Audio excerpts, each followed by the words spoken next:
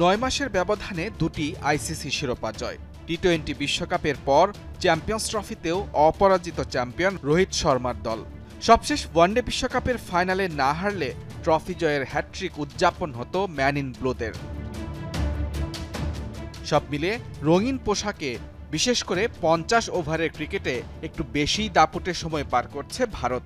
নিজেদের খেলা শেষ 45 ম্যাচের 35টিতেই জিতেছে তারা। 9 হারের বিপরীতে টাই হয়েছে 1 ম্যাচ। তাই প্রশ্ন উঠেছে, রোহিত কোহলিদের এই দলটিই কি তবে ওয়ানডের সর্বকালের সেরা দল? যে প্রশ্নে অবশ্য একমত নন অস্ট্রেলিয়ার বিশ্বকাপ জয়ী পেসার মিচেল স্টার্ক।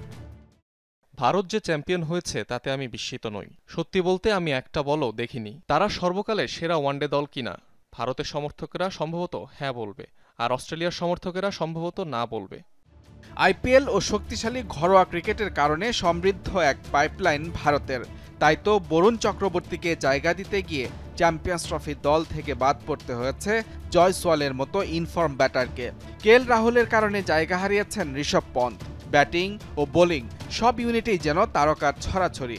সব মিলিয়ে দলটির বেঞ্চের শক্তির বাড়তি প্রশংসা স্টার্কের কণ্ঠে। ভারত মনে হয় একমাত্র দেশ যারা একই দিনে টেস্ট, ওয়ানডে এবং টি-20 খেলতে পারে।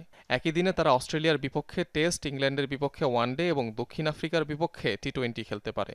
এতটাই শক্তিশালী দল ওদের। অন্য কোনো দল এটা পারবে না। তবে শুধু আইপিএলের কারণে রঙিন পোশাকে ভালো করছে ভারত, এমন ভাবনার সঙ্গেও দ্বিমত এই অজি পেসারের। মুজরেবেন তারেক, যমুনা স্পোর্টস।